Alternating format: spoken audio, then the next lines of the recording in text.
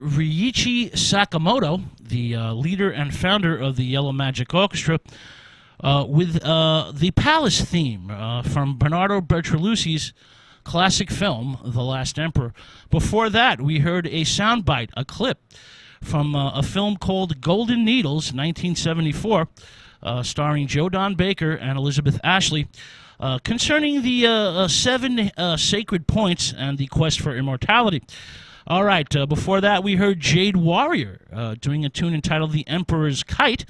And we started the set with David Byrne doing the main theme from Bertolucci's film, The Last Emperor. Welcome back to God Rock Radio. On today's program, we're exploring the history, the mystery, the facts, the legends of acupuncture and Chinese medicine. All right, now there's a certain mystery, a certain mystical attraction to China. It's a combination of vast distance and immense size. Now, one thing about China is it has a direct, unique link between the past and the present.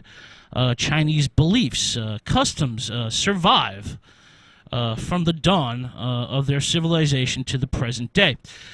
We have first-hand knowledge of their ways of thought and daily habits and teachings because they're written down.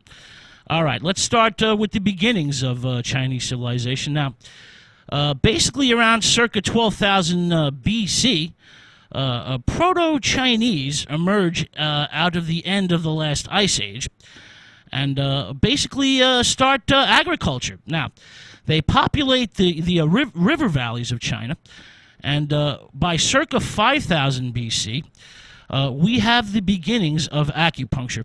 Of course, this is in debate by scholars, but a number of needles made of bone, ivory, and sharpened stone have been found that some scholars believe are crude early acupuncture needles. All right, so now I want to get a little bit into more sophisticated Chinese culture. The first is the Yang Shao culture, which is roughly 3,500 BC to 2,500 BC. There's a lot of painted pottery from these people with geometric designs, images of fish, frogs, birds, etc. And that's in the West. And now in the East, we have the Hang Shan culture. This is around the same time, circa 3,500 BC to around 2,500 BC. They are really the first to fashion jade into sacred ritual objects.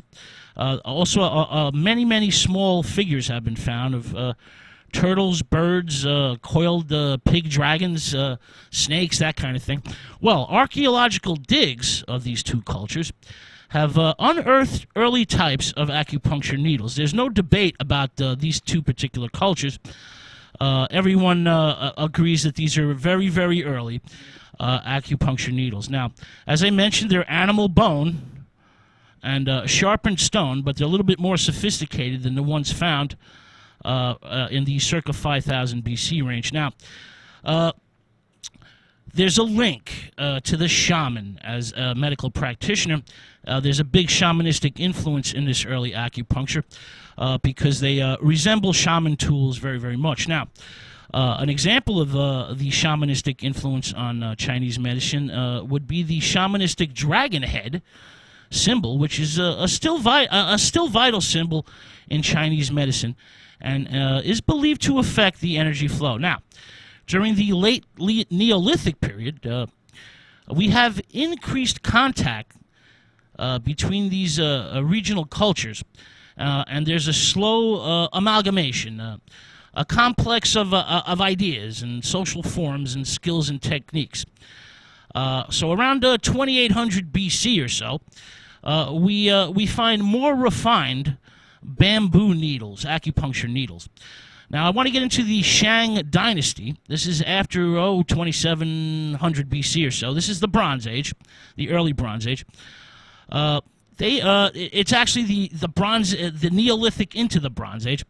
Now, this culture, the Shang Dynasty, emerges out of the diverse Neolithic cultures. There's writing, there's metalworking, there's domestication of the horse, there's class stratification, and there's political and religious stability. Now, Archaeological digs have found both bronze and copper acupuncture needles, as well as observational medical texts that mention conditions inscribed on bronze tablets. Now, as I mentioned, there's a link to shamanistic practices.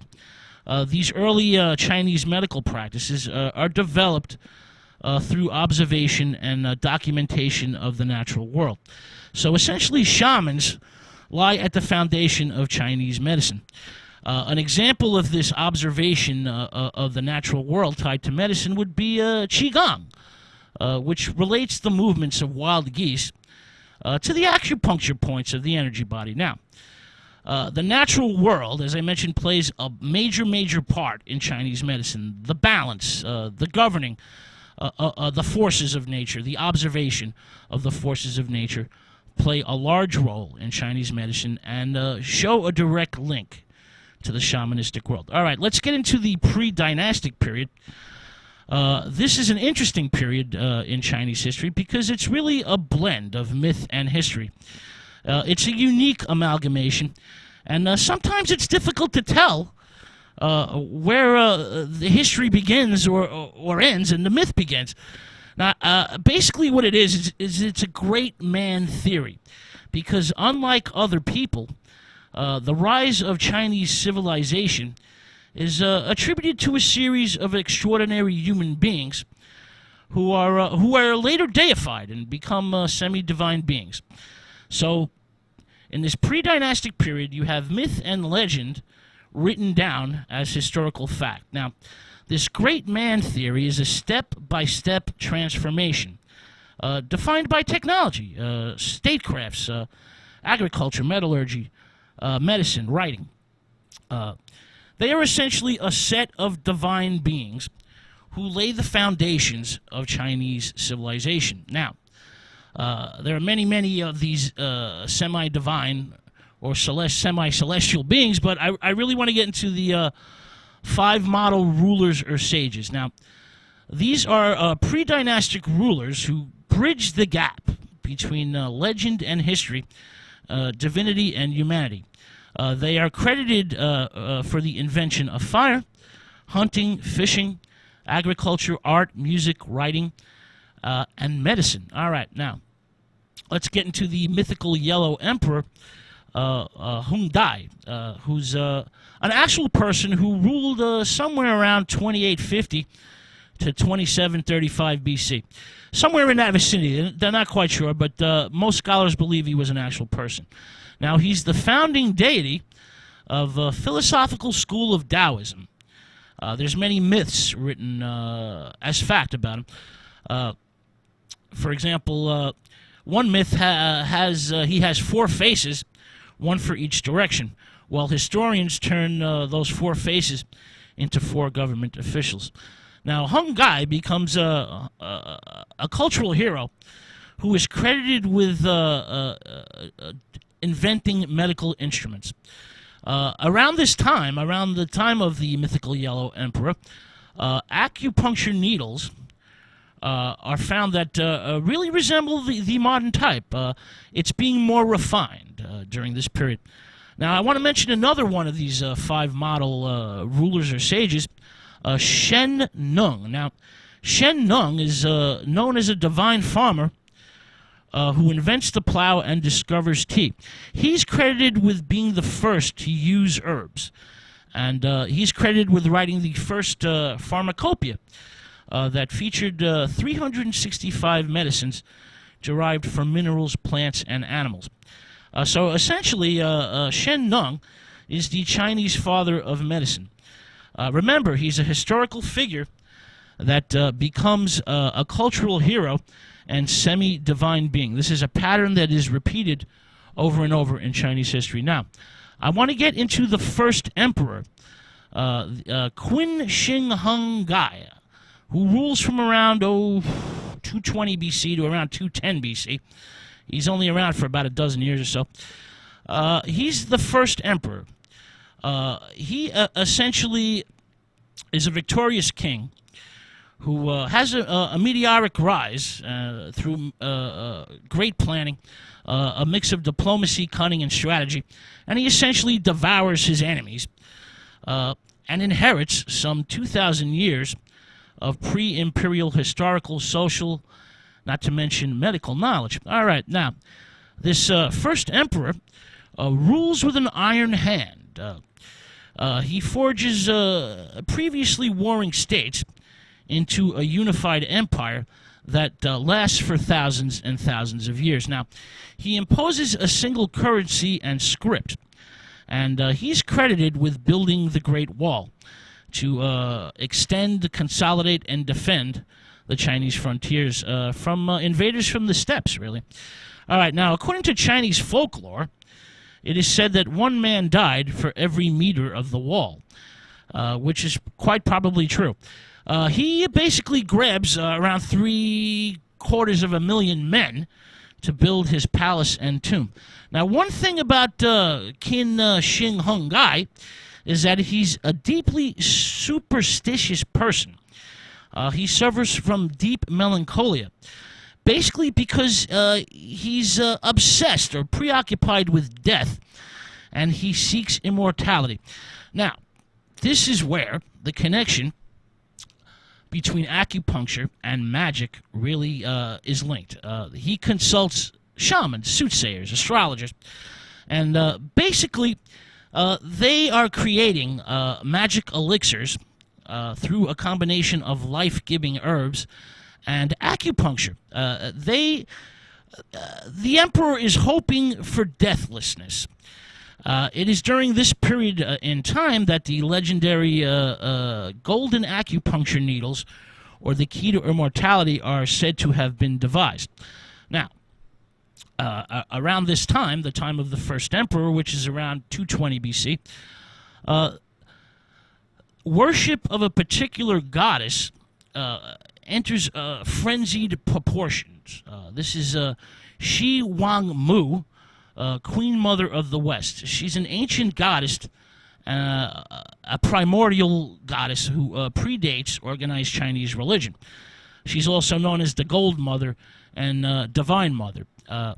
Now, this cult not only thrives, but goes batshit during the time of the first emperor. But what makes her important here is she's the goddess of immortality. And the early emperors basically become obsessed with living forever. There's a supernatural element to the early emperors. They desire to understand the workings of the cosmic forces. A certain sense of timelessness is sought. They wish to become supernormal. They want to enter a supernatural state of being. As I mentioned, there's magicians, soothsayers. Well, alchemy enters the picture here. You have charms, amulets, ceremonies, meditations, breathing techniques, all designed to create this supernatural state of being, to create this timelessness. Essentially, to the Chinese, spiritual purification is an alchemical process. So these magicians, these astrologers, these herbalists are all working on various elixirs that are purified and heated in various vessels. And acupuncture is part of this mystical process of transformation.